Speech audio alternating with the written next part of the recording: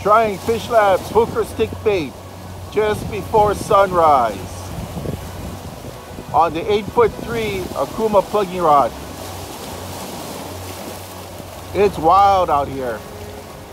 Aloha guys, Scuba Chris here. I'd like to show you two of my favorite plugging rods from Okuma.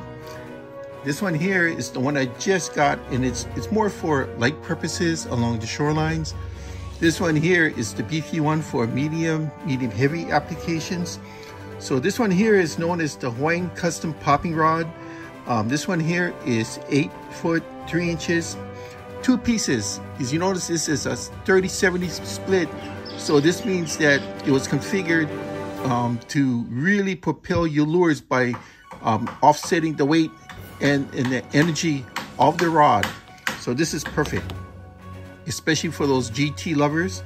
This here would take line rated from 30 to 65 pounds, and it will toss 30 to 160 gram lures. Now this one up here is the one that I just got. This one here is good for all purpose.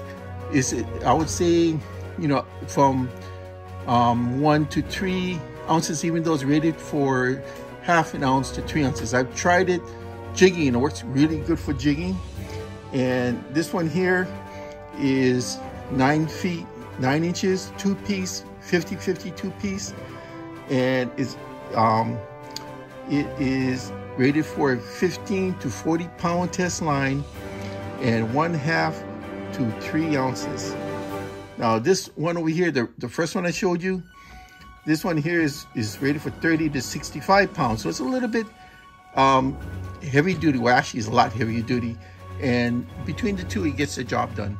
So this one here, this was made possible with the input from Brian Kimata, a local expert here in Hawaii.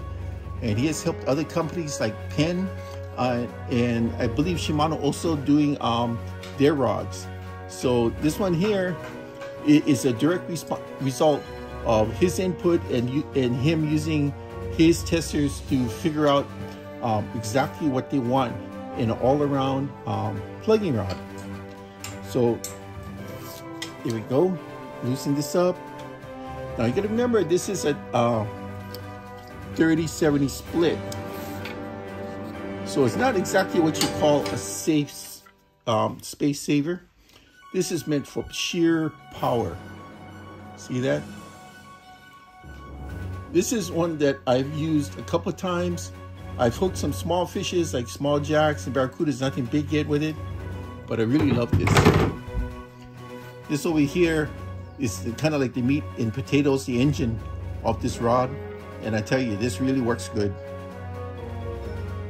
Now for a rod like this, I would use 6,000 to 8,000 size spinning reels, but you have to also be careful of the brand. Now if you use a, let's say 8,000 Penn, 8,000 Penn would be too big for this.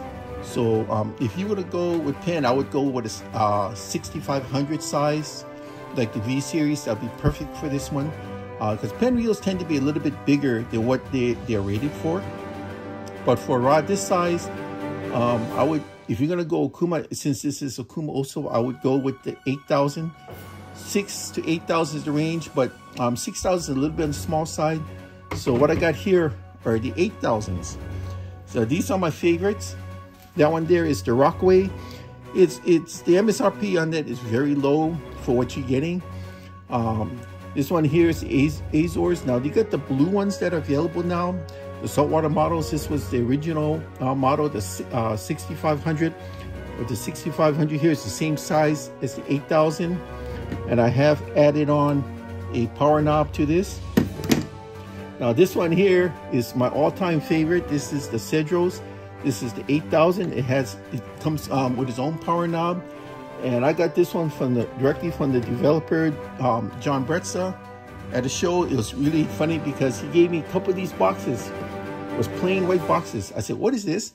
He said, "Oh, your job is to figure out what it is, what it can do, and you report back." I said, "I don't even know the model number." So there he goes. He writes it down. He goes, "I'm sorry," and he writes it down. CJ8000, gives it to me, and says, "Go at it." And you know what? I fell in love with this reel. I think this is one of the best reels I've ever used. And I would say for what you're getting, it's a very inexpensive reel at that. So besides a plugging rod, this will also make a good jigging rod, especially off a boat or the shoreline.